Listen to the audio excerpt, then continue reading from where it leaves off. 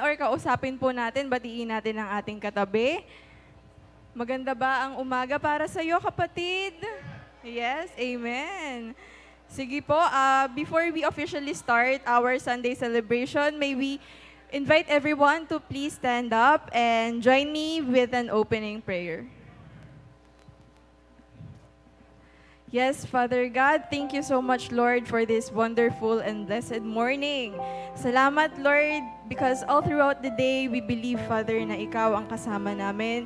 That's why, Lord, we will rejoice. Dahil Ikaw po ang pinakamalaki sa lahat, pinakamayaman, pinakamakapangyarihan sa lahat. And Lord, we are blessed to have you as our Father and Savior. Lord, nawa po, Panginoon, Ikaw lamang ang madakila sa lugar na ito at sa buong buhay ng bawat anak mo. Lord, we believe in you, we believe in your power, and we acknowledge your presence in this place. In Jesus' mighty name, everyone say, Amen. Blessed morning po. Sige, upo na muna po kayo. Hindi po ako magte-testimony o kakanta sa inyong harapan. Nandito po ako to present sa inyo po ang ating bisita na nagmula pa sa Plaridel, sa Path of Life, ang GLU University, with Pastor Arnold and Ma'am Early, yung professor po namin sa Bible School. Palakpakan naman po natin.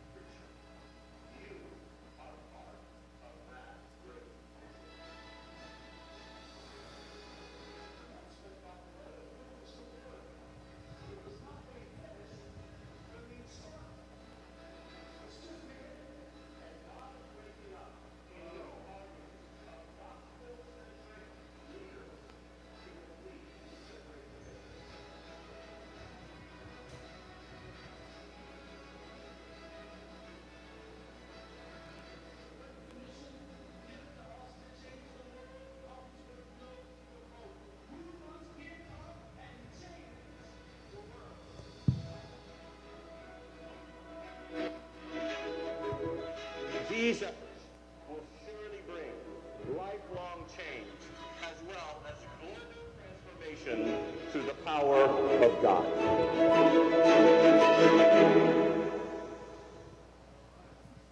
Ayun.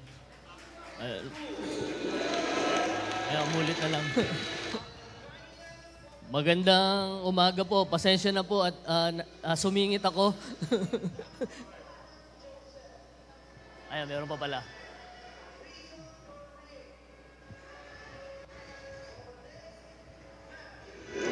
Magna cum laude. Cruz Janoy.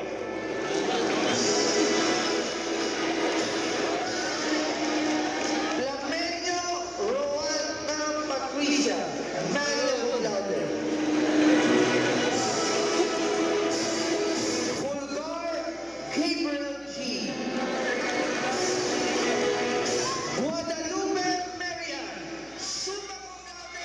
And our grand valedictorian.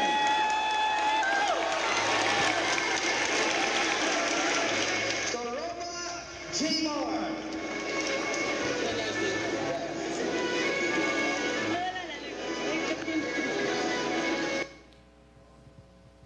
Ayun, din po yung katatapos lang na graduation ng Global Life University. Siguro yung iba sa inyo, kilala din ako. Kailan ba ako nag-speak dito? Bago pa mag-pandemic yata, napakatagal na. Doon sa iba, ako po si Pastor Arnold Diquilia. Ito po yung church po namin dito sa May Plaridel, Path of Life Community Church, and I am the Dean of Global Life University Plaridel Campus. And also, ako din po ay isa sa mga board member ng Global Life University Philippines. So narito po ako para i-present yung certificate o yung diploma ni Ruana at ni John Lloyd. At the same time, yung appreciation din kay Pastora Joy as the pastor nila. Kaso wala pa yata si Pastora Joy. So bibigay ko na lang muna yung certificate. At the same time, gusto ko rin pong i-promote sa inyo, encourage kayo to enroll in our school at Global Life University dito po sa Plaridel. Actually, bukas na po yung start ng class. Bali, nung last week pa ng June, ay nagkaroon na ng enrollment. So bukas po yung ating start ng class. Ang klase po ay Monday and Thursday, 4 to 8 p.m. At wala pong pinipiling edad. Dahil ngayon po, yung pinaka may edad sa amin, hindi matanda may edad, ay 71 years old. 71 years old. So basta't kayo ay tapos na ng high school or senior high, or kaya nakapag-ALS kayo, pwede na po yun. Ito po ay college degree. 4 na ladderized po yung ating pag-aaral pag kayo nakagraduate ng first year, practical ministry, second year, associate in biblical studies, third year, graduate in theology, and pagkatapos ng fourth year, Bachelor of Arts in Biblical Studies. And then pag gumraduate kayo ng fourth year, 2 diploma yung pwede nyo makuha. Isa dito sa Pilipinas, yung isa sa Louisiana Baptist University, USA. So meron po kayong credential na makukuha na ganon. And then we offer also a master's degree. Meron po tayong Masters in Apologetics. Yun po ay libre. Libre lang po yun. Pwede po kayong mag-enroll. At yung isa naman is Master in Ministry. Yung Masters in Ministry, asynchronous po siya. Ito po yung may bayad. May bayad po siya. 10,000 pesos for 1 year and 6 months. Pero monthly, 600 pesos lang yung pwede nyong bayaran. So I encourage, kung kayo ay tapos na ng college, pwede po kayong magmasteral. Ngayon, kung gusto niyo naman kumuha ng bachelor degrees, I encourage you, bukas po pwede na kayong magpunta. Yung campus po namin, dito lang sa May Plaridel, after ng Walter Mart, and then tapat po siya ng Cosmetic Asia. Meron po doon kumpanya. Doon sa Tabang Plaridel School. O doon sa Silka po, Silka. Cosmetic, nakalagay? Cosmetic Asia. Doon po yung school natin, sa second floor. So 4 p.m. hanggang 8 p.m. Monday and Thursday lang po. So yun po. Sana po, may mga mag-enroll pa. May pinabigay po kaming flyers. Anytime pwede po kayong kumontak kung kayo ay pupunta bukas. Ulit, wala pong pinipiling edad. At ito po ay not necessarily na pag kayo ay nag-aral, magpapastor ako. Pero narito po kami, ang Global Life University, hindi para kuhanin yung mga tao at maging kung sino man kami, kung hindi, to help you, to help other churches, to equip them.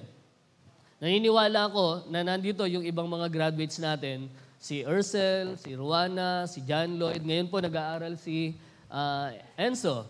Naka-enroll po si Enzo ngayon. Si Christian, sana po meron pang mga sumunod sa atin. Huwag po kayong mag-alala, patuloy po namin kayong tutulungan para lalo pa kayong maging kagamit-gamit ng Panginoon. Malay nyo, isa dito ay gusto mag-missionary.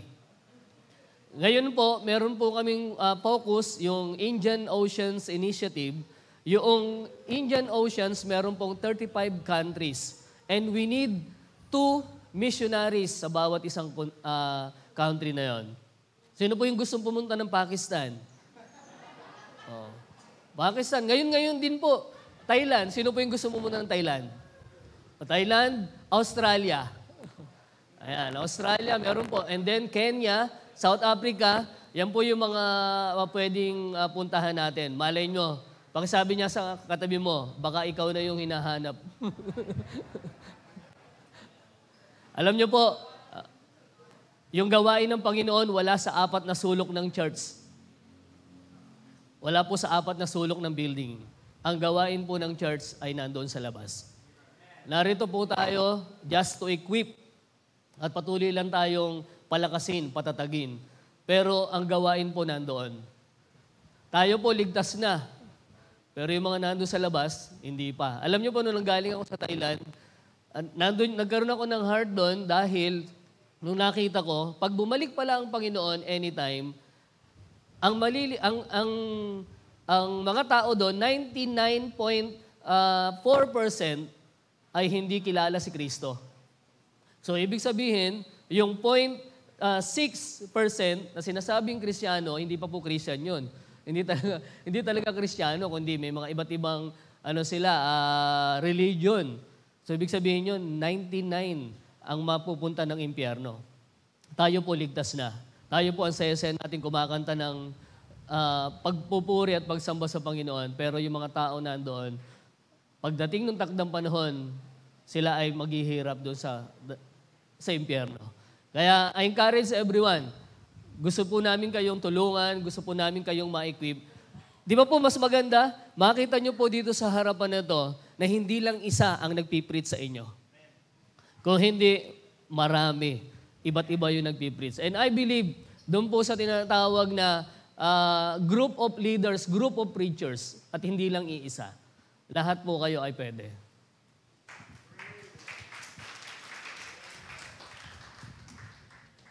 Good morning po. Ako po si Sister Early, wife po ni Pastor Arnold, and also one of the professors of Global Life University, Plaridel Campus. Ako rin po yung registrar, so ako po ang nakakaalam ng grades nilang lahat. Kaya si Ursel dikit na dikit sa akin yan eh. Hanggang ngayon, laging nandun yung beautiful professor. Sip-sip ka talaga, Ursel. Okay, so kasama nga po sa aming pinunta dito is to acknowledge at i-recognize po yung effort ng inyong mga kapatid na nag-aral po sa amin. So we would like to present this in recognition of satisfactory compliance to an approved 4-year course of study and having given satisfactory evidence of good Christian character and reputation, hereby confers upon John Lloyd F. Cruz the Certificate of Bachelor of Arts in Biblical Studies.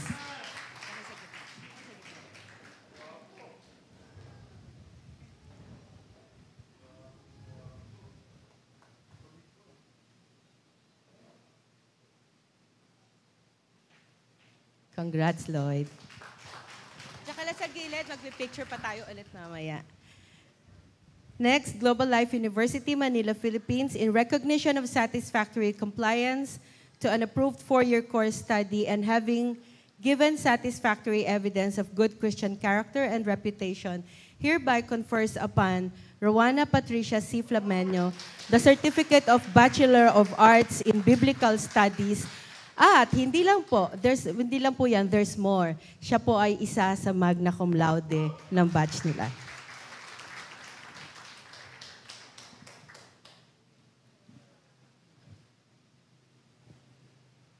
Join ka na. Sasama na ako. Diyan ako sa kabila. Makikipicture lang po.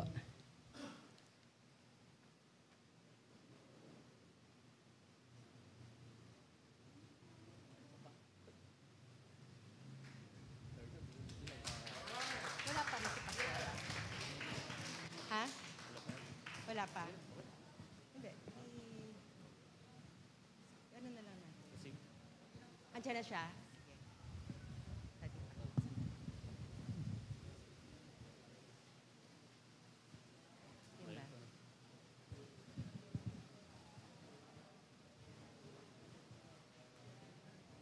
Okay, we would also like to give this certificate of appreciation for your valuable partnership with Global Life University in training the next generation leaders given today in the year of our Lord Jesus Christ.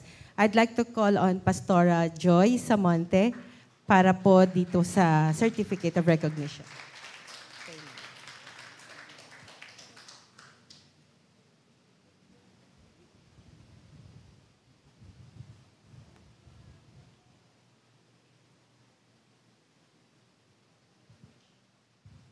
Yun lang po. Salamat po sa pagtanggap. Salamat po at nabigyan po kami ng time to recognize yung ating mga graduates.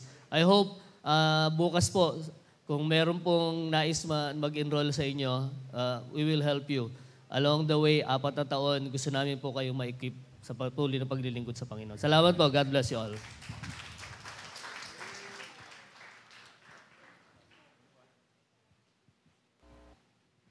Ayan, very random pero talagang nakakataba po ng puso.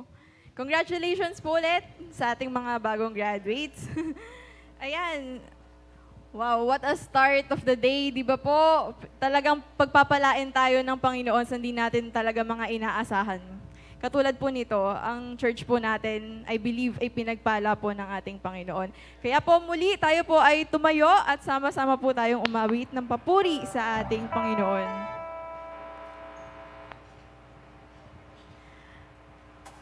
Pwede po ba sabihin natin na, Lord, kailan may di kita ipagpapalit? Sige po.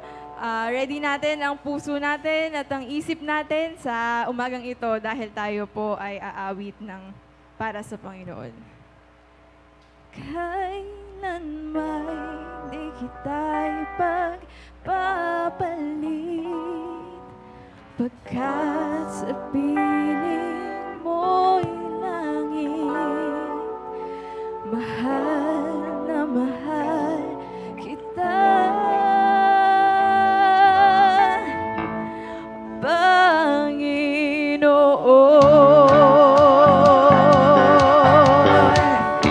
Lahat ng papuri, pagsambang may pasasalamat ay alay sa iyo, Panginoon.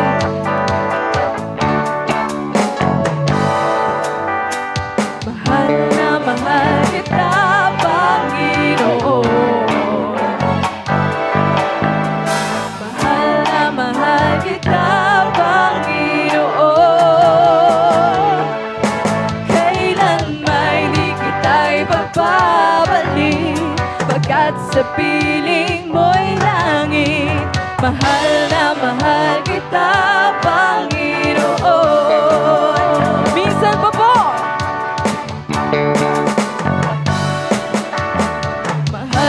mahal kita, Panginoon.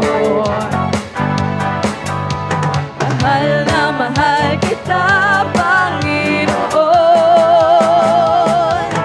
Kailan may di kita ipagpabalik, pagkat sa piling mo'y langit.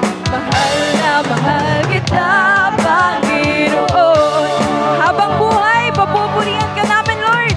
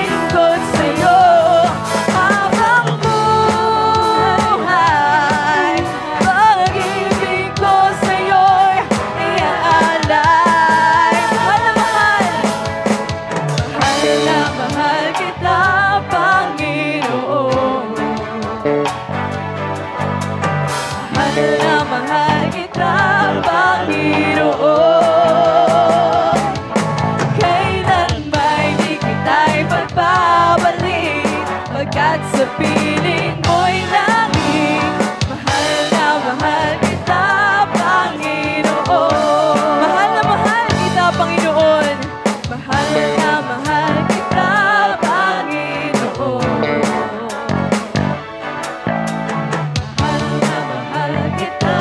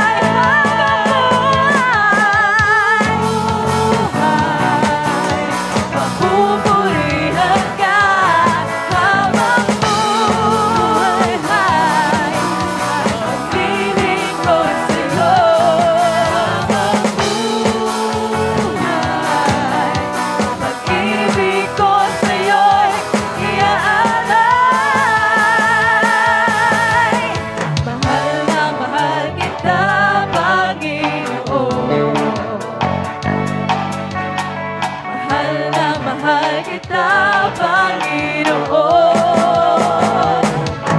Kailan ba'y di kita'y pagbabalik, pagkat sa piling mo'y langit.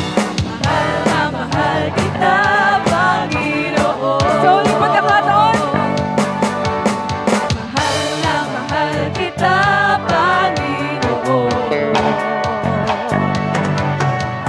Mahal na mahal kita, Panginoon.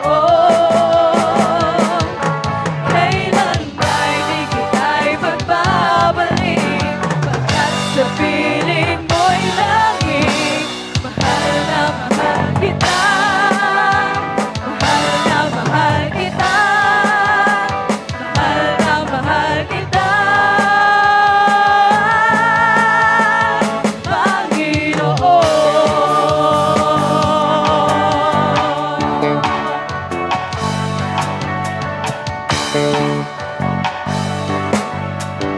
At Lord, patuloy po kaming magpapasalamat sa ginhawa man o sa kasakitan, Panginoon.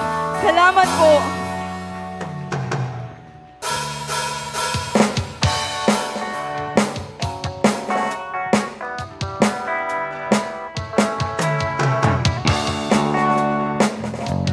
Pwede po ba tayo sumigaw ng salamat, Panginoon?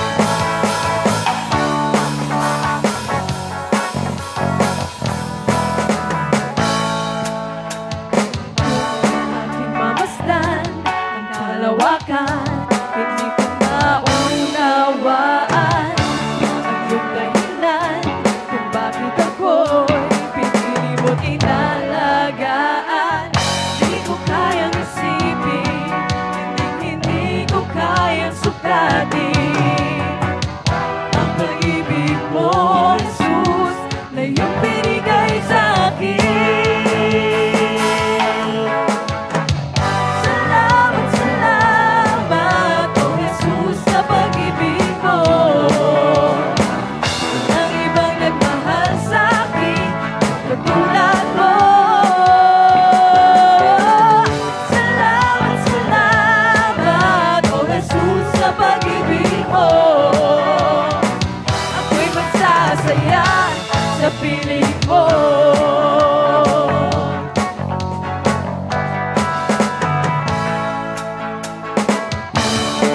Subok man o kagipitan, ako ay may lalapitan. Ikaw, Jesus, ang aking sandigan, hindi mo ko pababayaan. Hindi ko kayang isipin, hindi ko kayang sukatin ang pag-ibig mo, Jesus, na iyong binigay sa akin. Salamat, salamat, oh Jesus, sa pag-ibig mo. Walang ibang nagmahal sa akin katulad mo. Salamat, salamat, oh Jesus, sa pag-ibig mo. Ako'y magsasaya sa piling mo. Buhay ko nang purihin ka, buhay ko nang sa'yo'y sumamba. Wala nang ibang nanaisin pa, kundi pasalamatan ka. Buhay ko nang purihin ka, buhay ko nang sa'yo'y sumamba. Wala nang ibang nanaisin pa, kundi pasalamatan ka. Buhay ko nang purihin ka, buhay ko nang sa'yo'y sumamba.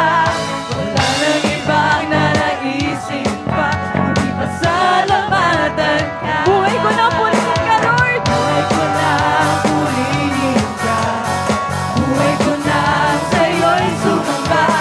Wala nang ibang nanaisin pa, kundi pasalamatan ka. Salamat, salamat, oh Jesus, sa pag-ibig mo. Walang ibang nagmahal sa akin na katulad mo.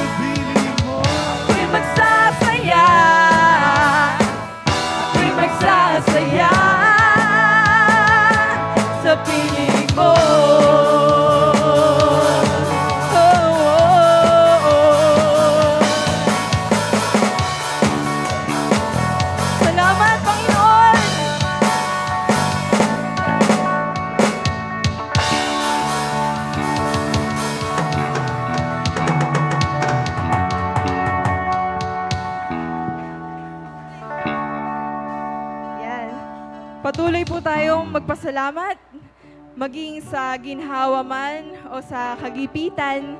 Salamat, Panginoon, dahil alam po namin na hindi mo kami papabayaan. Kahit hirap na kami, kahit pakiramdam namin hikahos na kami, Panginoon, nandyan ka.